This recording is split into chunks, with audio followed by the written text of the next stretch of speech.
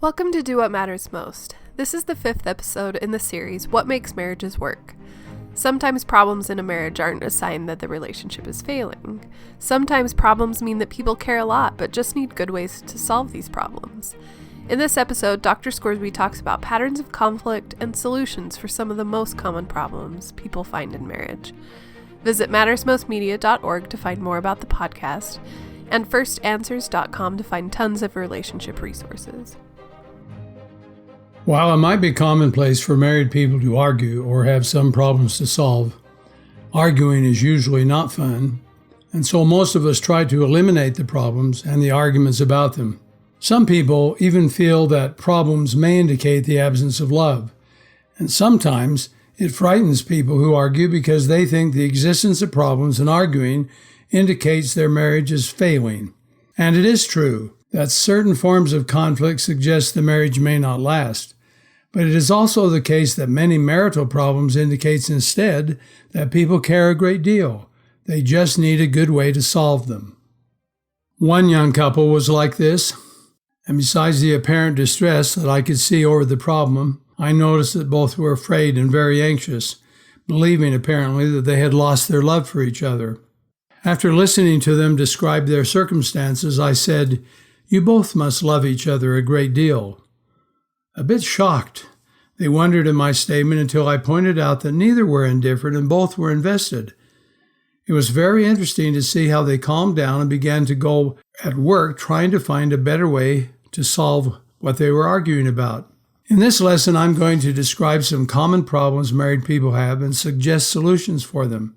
The potential for these exists in all marriage relationships, and I will point out that those who are the happiest use methods of solving these problems which actually result in behavior change.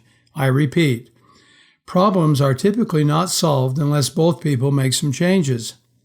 I am also going to identify patterns of conflict which are more intense and usually more harmful than some of the common problems. These patterns may become habitual, and the chronic nature of them may lead to true marital unhappiness.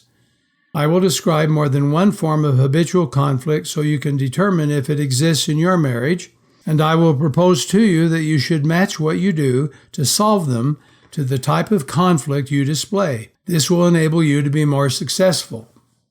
At the beginning, I would like you to think about two very important points. Number one, communication between married people becomes repetitive or redundant, and this is true whether good or bad. But once it's negative or conflicted, it is likely to be repeated, bringing along with it the negative or unhappy emotions associated with it. For example, a young couple might have a discussion about money, get upset and angry at each other. Then the next time they talk about money, along comes the anger, and it may occur to them that they should stop talking about money because it might be the cause of the problem. We will find out that's not the case. When this type of conflict is repeated many times over the course of the marriage, people can develop habits that are so very hard to break, and unless changed, they will affect the relationship as long as it lasts and sometimes long after. Number two, quite often people seek for a divorce as a solution to their problems because they think there is no alternative. But as it turns out, if couples will stay together and gradually get better at addressing these problems, they can save their marriage instead of going through a divorce that may be very painful for the adults and the children. When people work together trying to find useful solutions, their degree of satisfaction tends to improve, not decrease.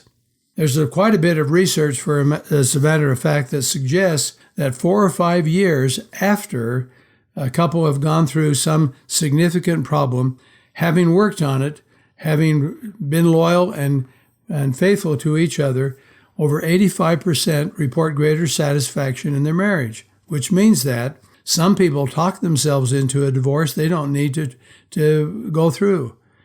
And it's usually a good thing to get the help that is needed or to learn to find a good method of solving problems that both agree with.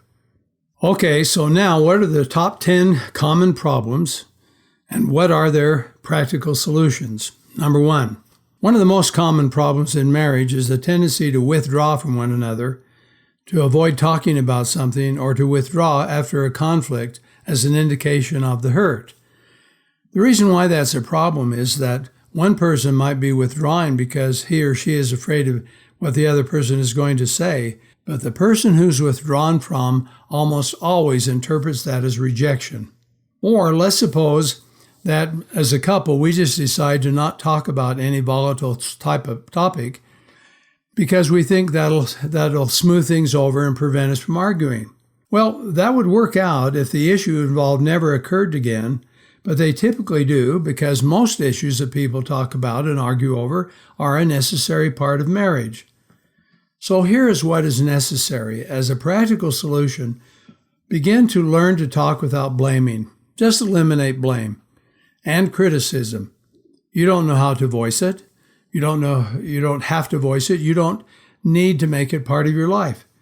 And if it's necessary to leave in order to reduce the intensity of the moment, only do so having made the promise that you would return. Develop the ethic of talking things through and practice it every day. I have asked couples to spend a total of 20 minutes a day, 10 minutes each, in solo conversation, each person's just talking about themselves. Now, I want to tell you about an interesting episode of criticism. I saw this couple, and his wife reported that her husband was quite critical. I turned to him and said, "Is that true?" And he looked back and said, "Well, you would be critical too if you were married to her." She looked unhappy about that, and I found out that he believed that he was perfectly justified in criticizing her. Well, I don't think anyone is justified in criticizing their spouse, so I made this proposal to him.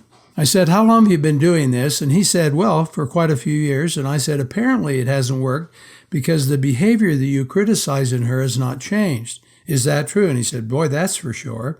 And I said, "Maybe your method is wrong. Would you consider, instead of just criticizing her on a periodic basis, actually scheduling a time to do it, say, at 5 o'clock every afternoon and take 10 minutes to do it?" And he said, "Well, I don't know about it," and looked at her. She looked back at me, and she bought that idea right away. A very smart person, she realized that that would give her 23 hours and 50 minutes without criticism. So he agreed. And so they went for a few days and came back. And I said, "Now, were you able to keep your appointments?" And he said, "Yes." But he said, "I'm running out of things to criticize her about."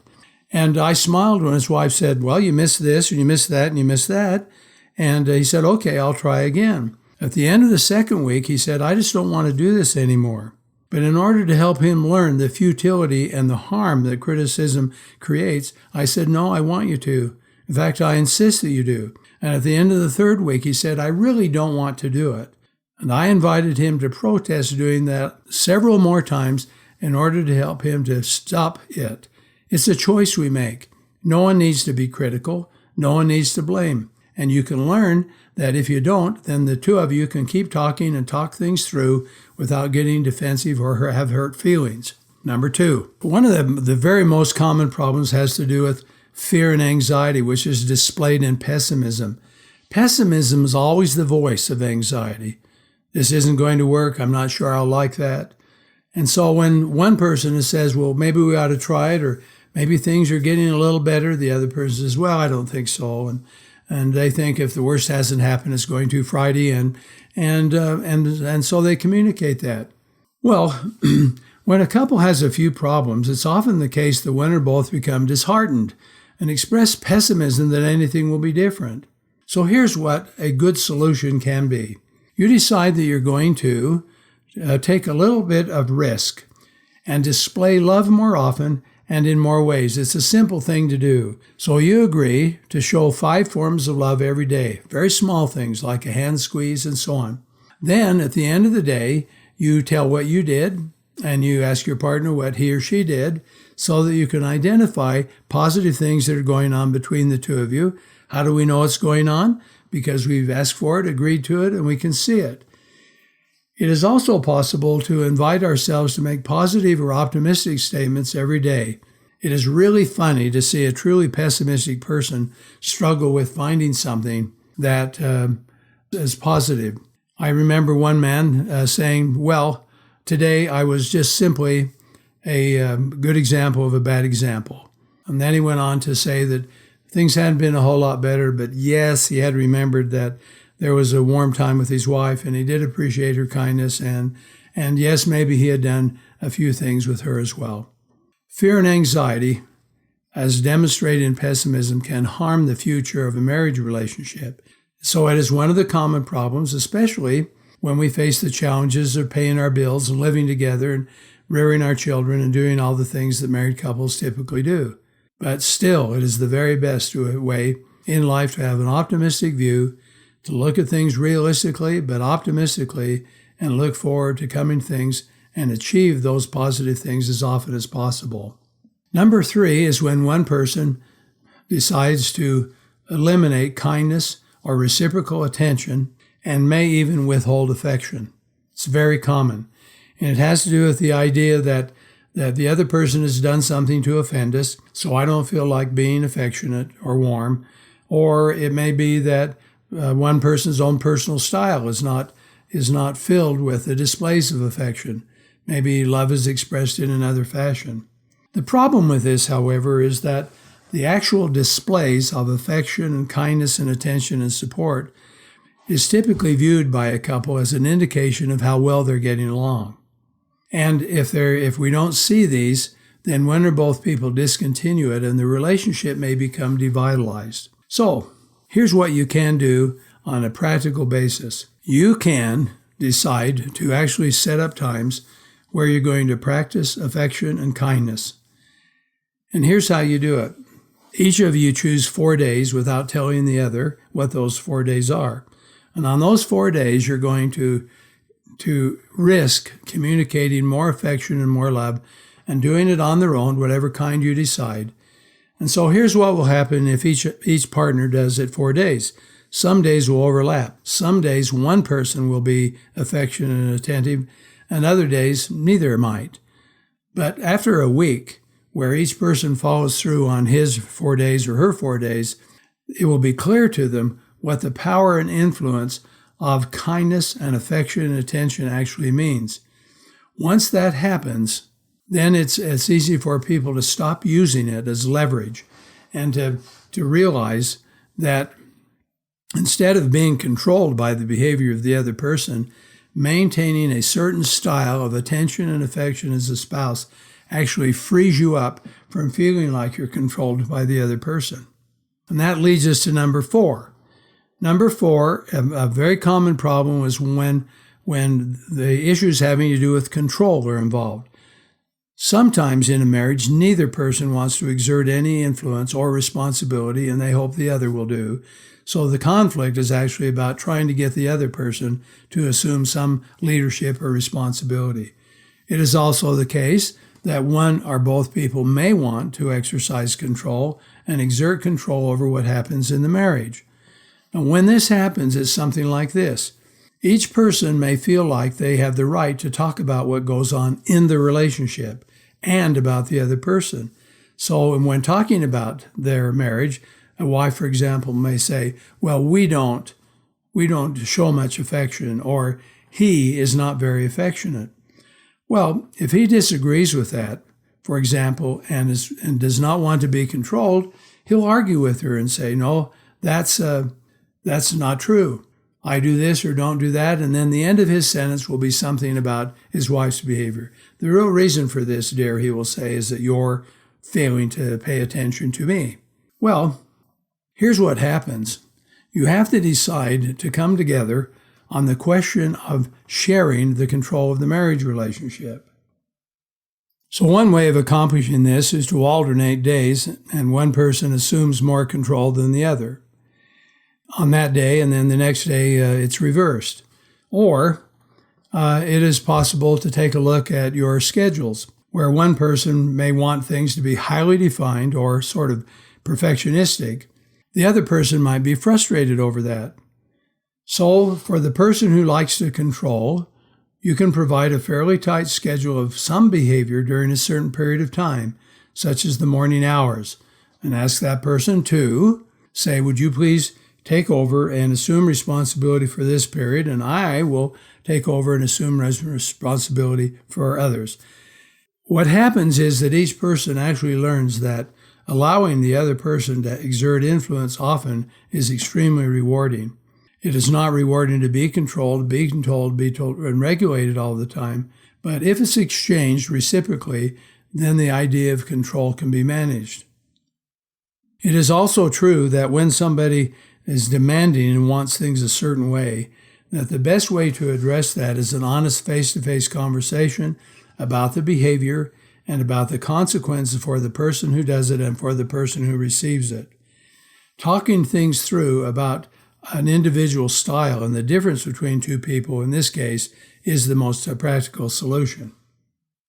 Another common problem for married couples is an aberrant or hurtful form of communication, such as sarcasm, belittling, patronizing, doing something that somehow diminishes the other person. Quite often, people have habitual forms of communication learned in their own families, for example, and they're unaware of the negative impact on somebody else.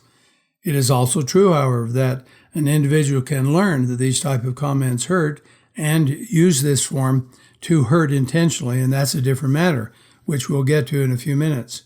So what happens is that feedback is needed.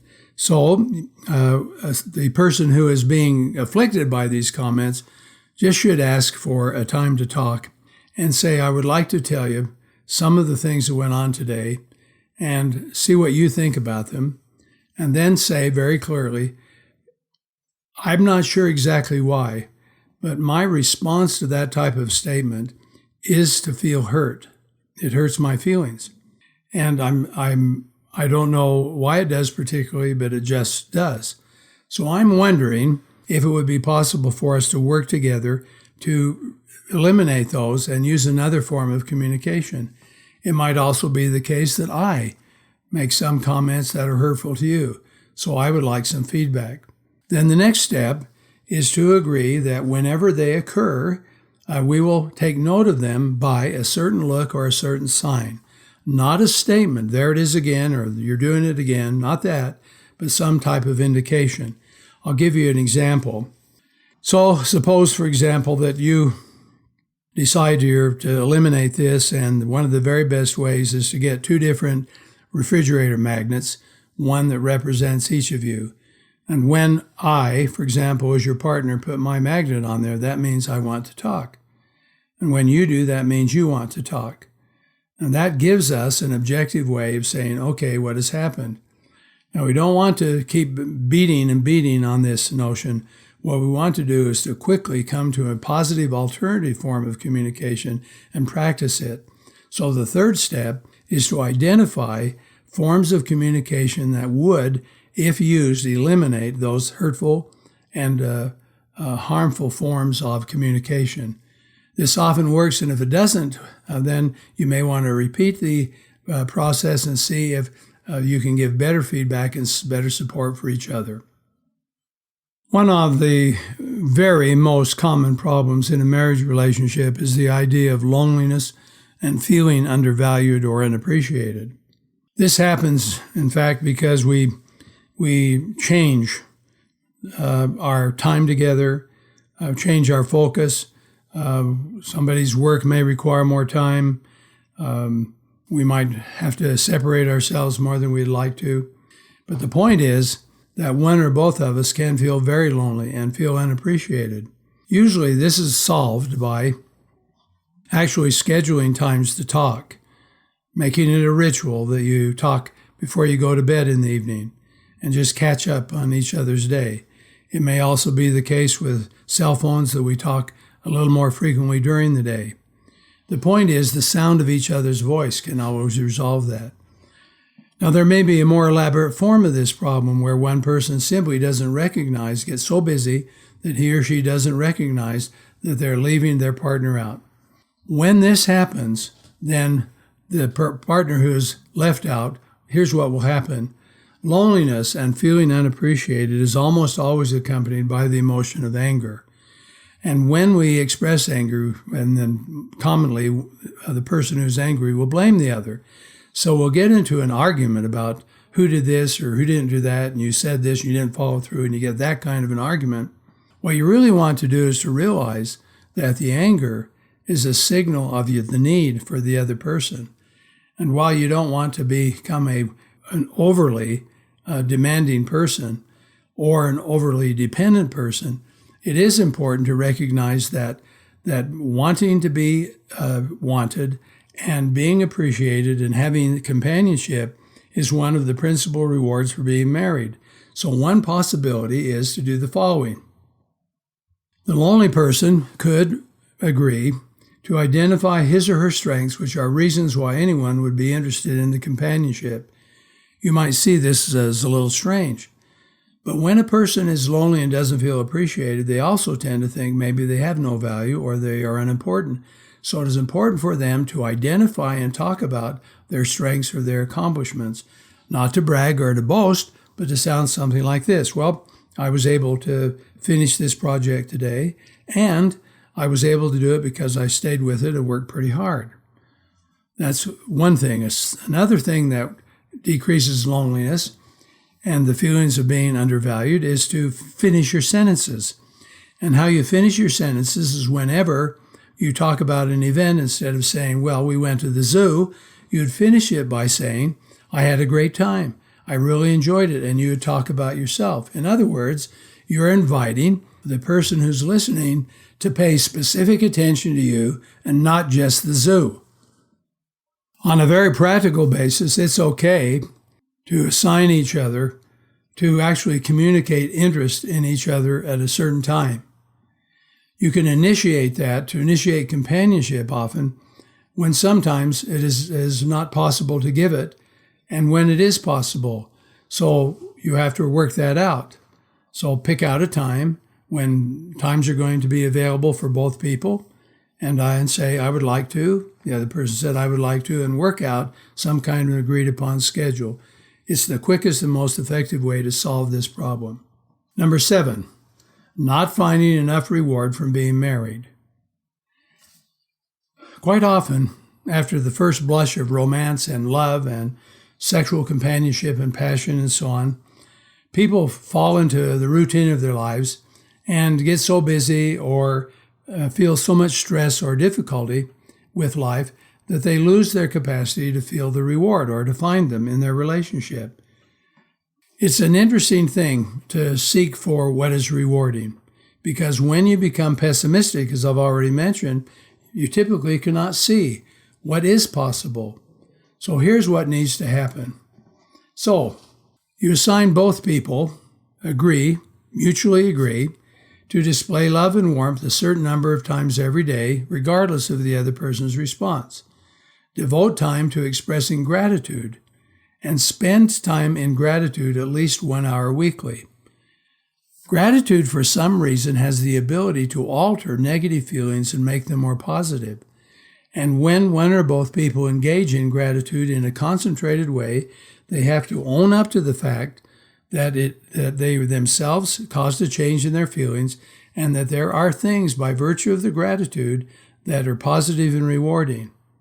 On the other hand, the failure to find reward might be a little bit of narcissism.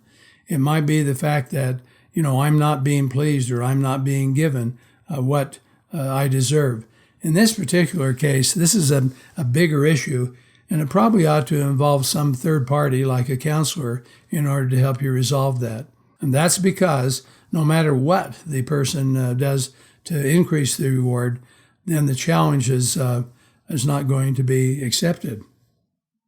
Another very common problem is the small betrayal that happens when somebody will say something inappropriately, and the statement that is made is a betrayal. That is, you said something negative about your spouse to a friend. It's very common, for example, for women and men, by the way, when they get together to make a negative comment about their wife, let's say, or their husband, which is followed by a negative comment by another woman or man, and it escalates until everybody in the room says made some unhappy comment about the person they're married to. You cannot do that and get away with it without feeling sheepish and hurt, because you have just exposed your partner to the unhappy perceptions of other people. Loyalty turns out to be extremely important in marriage. So Here's what you do. You quickly acknowledge responsibility for what you said, apologize, and seek for forgiveness. And then as part of that, make the responsibility for forgiveness for both of you. I have on another occasion indicated to you that forgiveness is not the same thing as saying I'm sorry. Forgiveness is a two-person process. So, unless saying negative things about your spouse to some relative or to some friend or to do something else that is disloyal, then go forward after you apologize and not mention it again. If there is a pattern, then address the underlying emotional reasons for the need to find acceptance of others and to do it by criticizing or betraying your spouse. There is a significant issue involved here that has to do with hurt and resentment as to why one spouse will say something negative about the other to friends or other relatives. That core issue needs to be addressed, and quite often a counselor can help. Common problem 9. This may come as a real surprise to you, but there's a lot of evidence that in the world in which we live in today, men and women both ask the other person to change some physical quality in their body in order to please them. Chest size, lips, legs, rear end, and all sorts of other sorts of notions. And usually the reason for that is that that person who's requesting that has some sort of emotional issue that is akin to voyeurism, where I find a certain amount of satisfaction by seeing physical qualities. The reason why it is so demeaning is that what this person is announcing is that you are to me only what your physical makeup is. And that person is ignoring all the other things like the soul and the character and the emotional style of the person whom they claim to love. Here's what is necessary. You have to end this sort of notion by learning to concentrate on the emotional qualities of your spouse and learning to be skillful at appreciating feelings. One woman came to my office and her first question was, "My husband wants me to surgically repair my lips. Do you think I need it?" And having had some experience with that, I said, "Is this the only thing he's asked you to do?" And she said, "No. This is only the next thing in quite a long line," and she mentioned the other parts of her body which she had already surgically altered. Hearing that, I just said to her, "You please invite him to come and talk with me," and he came. And we began to visit about what he was missing in his wife. And he was busy focusing on these other things, believing that it would give him some thrill if his wife had a certain size chest, or in case of a woman, if a man has a certain size rear end or chest or something else. And the problem with all of that is actually magnified because in doing that, paying attention to it, we've ignored other more lasting and enduring qualities of the person we're married to. Here's what you ask for: increased personal and intimate conversations that reveal, the kinds of feelings and the kinds of hopes and dreams that each person has for themselves and for the marriage. Believe it or not, number 10 is actually not the most common problem in marriage, but it is a common one, and it has to do with the failure to establish sexual connections. And the idea is that these sexual connections are either a function of I'm too busy, or we don't have a sexual identity, or there's no freedom, or other kinds of issues. In any case, the sexual relationship is not serving the interests of a happy and a healthy marriage. Now, so the first thing you'd have to do is to make sure there's no medical condition in someone's sexual history or a history of abuse or mistreatment of some kind which limits sexual interest and responsiveness. But if each person is found to be in a healthy condition, then the problem will likely be some form of relational issue. Now, this also may require some counseling help, but let me explain a good way to go about it. When sexual connections are not carried out, there is usually an emotional reason. It often means that one or both partners may not have a well-developed sense of sexual identity and exerts control or influence instead of knowing how to communicate desire. So, for example, I may not know what my body is capable of. I may not even know what I can do to make my body enjoy sexual passion. And so I submit myself to it because I've been taught that's what people do. It is also true that I may have a history of several different sexual partners, and one would think that that might actually increase one's interest and motivation. Not so. For large numbers of people, having an increased number of sexual partners may actually diminish sexual interest and responsiveness in marriage. Why is that the case?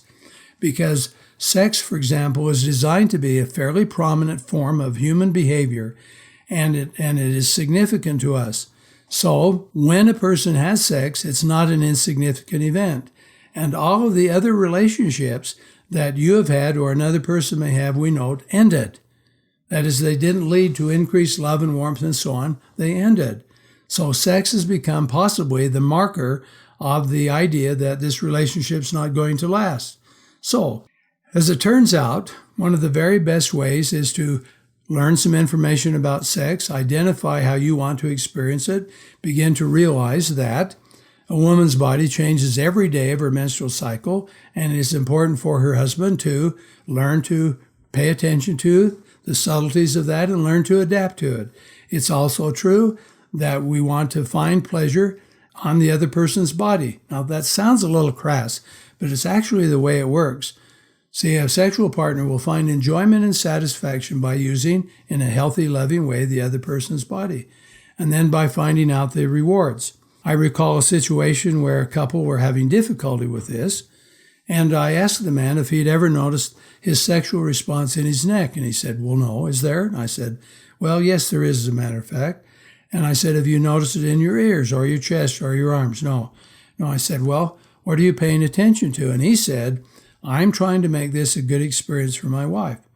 Well, when I met with his wife alone, she said, "My husband is so kind and gentle, and I know that he wants me to have a good experience, that instead of allowing me the freedom to be spontaneous, I feel obligated to have a real passionate response so he can feel successful." So having learned a different set of rules, they went back to the idea that I'm going to find enjoyment in my own body, understand what that is, to be active in participating in the experience with my partner, and then I'm going to use, in a nice, loving way, my partner's body to bring satisfaction to me. When this couple did that, they applied it, and this is a true story. The following day, I received a bouquet of flowers with this note: "It works. We're still in bed. Thanks, Frank." And it made me smile, and I appreciate that idea. The last thing I want to mention about sex is the idea that synchrony is so crucial to a sexual relationship. And quite often we get ourselves out of synchrony just by the fact we're away from each other every day. Foreplay, for example, really is not only designed to create arousal, but foreplay is also designed to create synchrony so that we begin to participate, to slow down or to increase the rate of response so that we become partners in the whole enterprise. If we understood synchrony, we would practice it communicationally. Here's an example. Suppose a wife asks her husband what he thinks is important about something the two of them are discussing or trying to decide. He tells her, and she summarizes and says, "So you think this?" And he'll say, "Yeah, that's what on." And then let's suppose that he goes on to talk about additional things he thinks. Now, what didn't he do? Well, if he understood synchrony, he would quickly ask her what she thought was important and summarize her so that he would place himself in synchrony with her. If this foundation consists, then the following may help.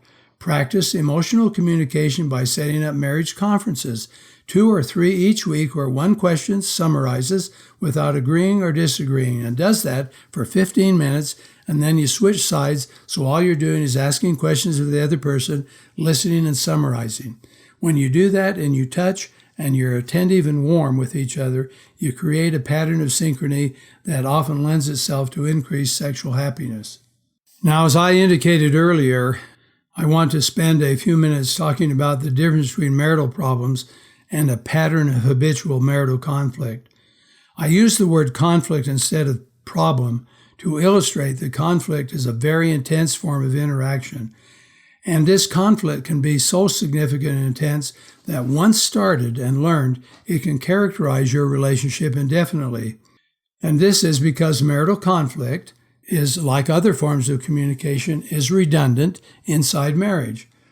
Now, because communication becomes a pattern or a habit, the way people deal with it and express it may become a pattern.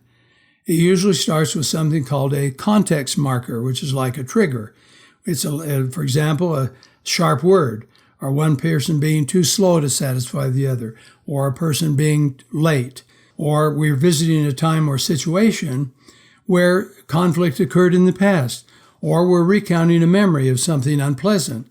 The marker, which is often a form of behavior, exists and is observed, and when this happens, then a pattern of conflict emerges. Now, the primary causes of this form of conflict in marriage are related to how the two people handle their partnership. When people marry, the nature of marriage is such that certain things have to be shared. In other words, neither person is free to wholly avoid dealing with them. Since these matters are very high-stakes issues, they have strong emotions attached to them, and as a result, they are often mishandled early in a marriage. Since communication, as I mentioned, can become a habit, the bad forms of response tend to persist each time one of the issues comes up. There are 8 sharing areas which every married couple must come to terms with and hopefully create a good partnership where both are satisfied. I will list them: money, child care, in-law relationships, sex, religion, social life, communication, and household work. Now, usually, these patterns of conflict start when people are discussing one or more of those issues. And even though this is often what most people have conflict over, they are not the problem by themselves. I remind you, the problem or the conflict is because the two people have failed to create a good partnership so that they can work out things together. So as it turns out, different patterns of conflict emerge from the original disagreements. This is usually because there's a struggle over control, over who is right and who's going to win, or whose perception of events is accurate and of the relationship is clear. So these forms of or patterns begin to emerge. Two people will exchange opposite behavior. One will talk the most and give short or long sermons.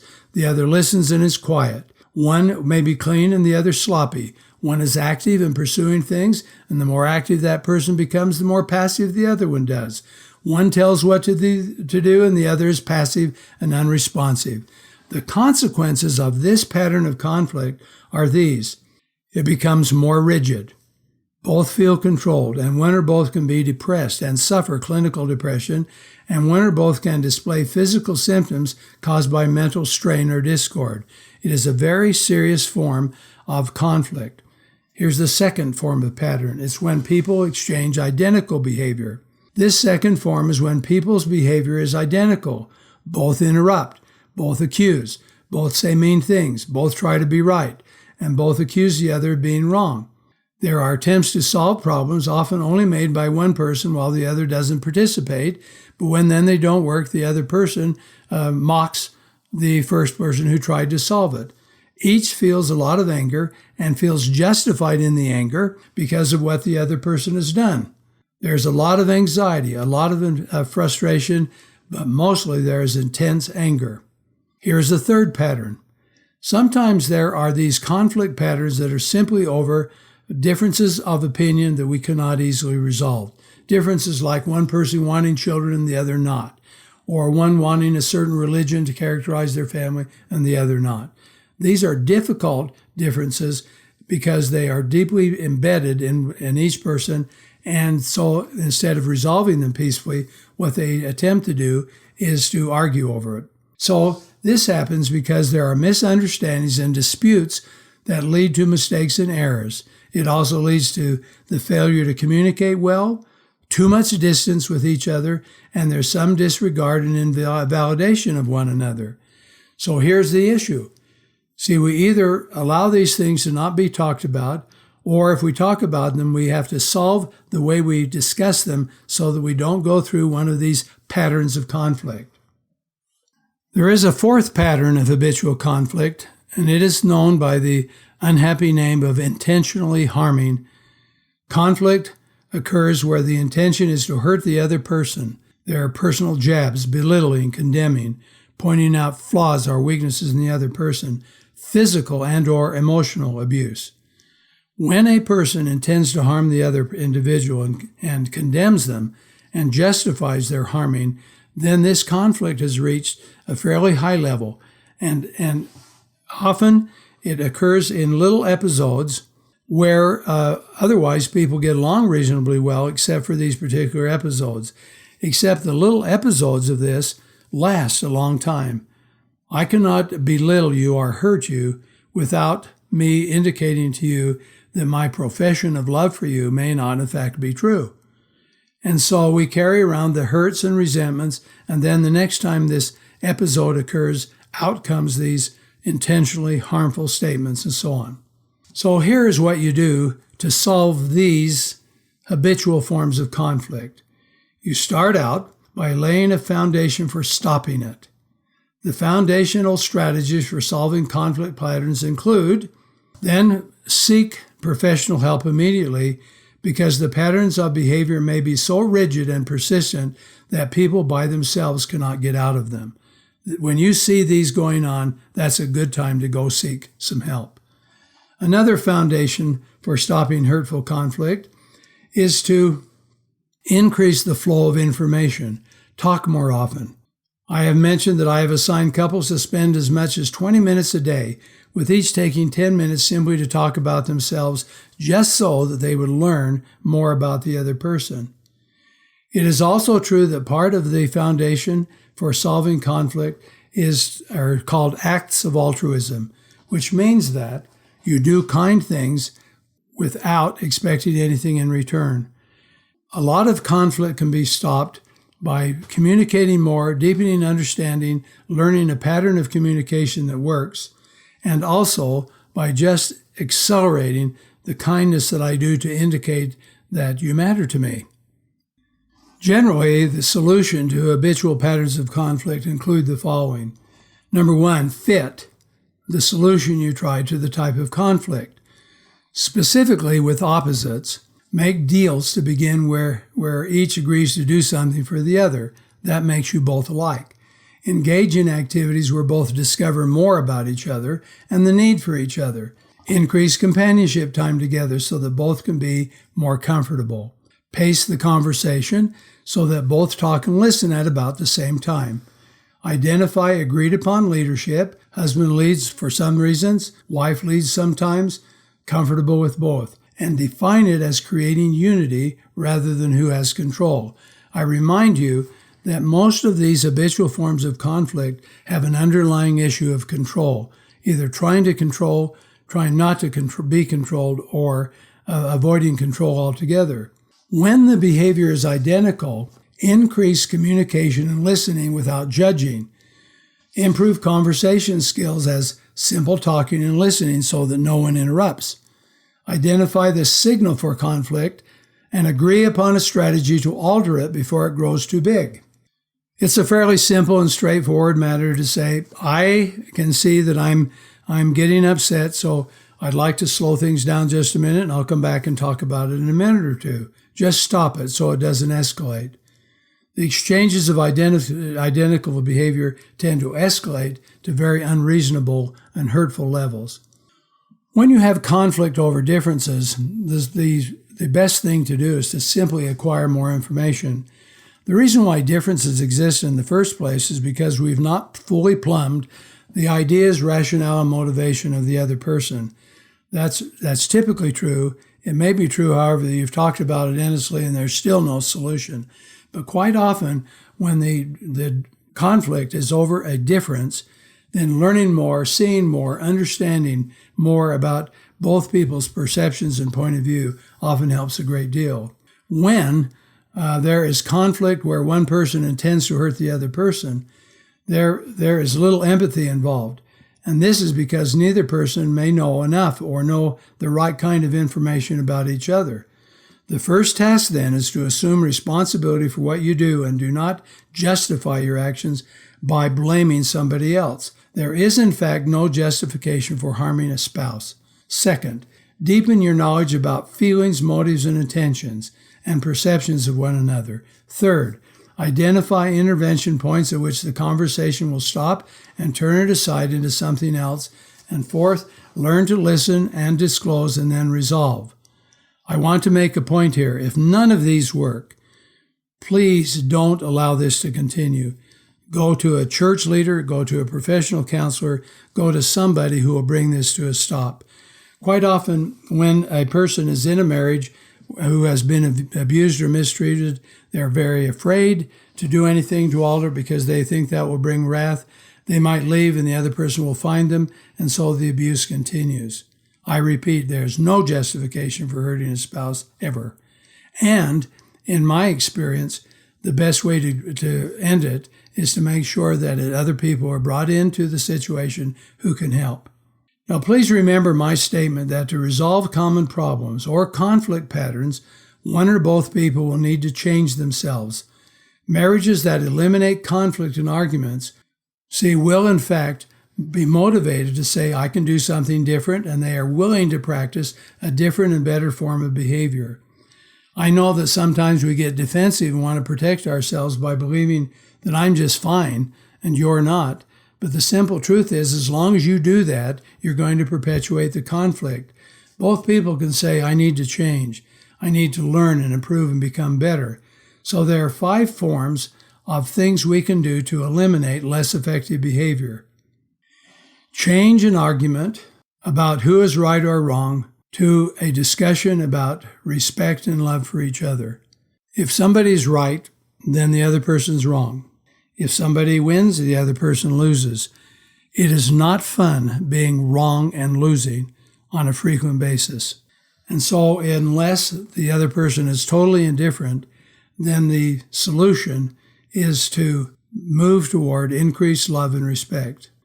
Number 2, instead of viewing a problem as a problem of personalities or flaws in each other, describe the problem as a transmission or a communication problem, which it typically is. When we view it as a problem of personality, then we condemn the other person for their failing to satisfy it. When we believe that the problem is one of communication, we both can go to work and solve it.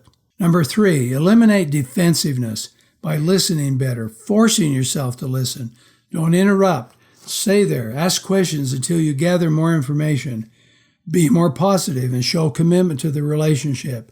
This matters to me. I care a great deal. I want this to be successful, and that's why I'm here.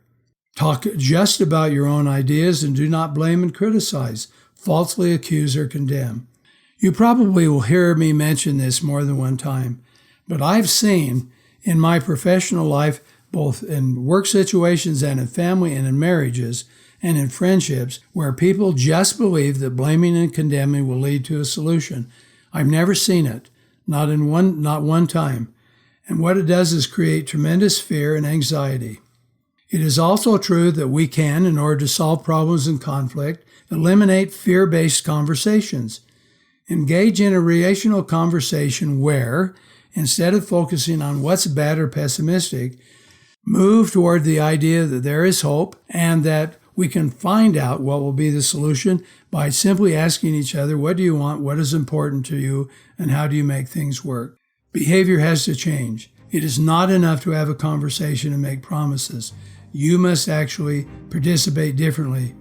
You influence half of the positive emotions you want to feel, so behave better and create more positive feelings for yourself, and then care for and do kind things for your partner and make progress toward finding the practical solutions to the most common problems you face.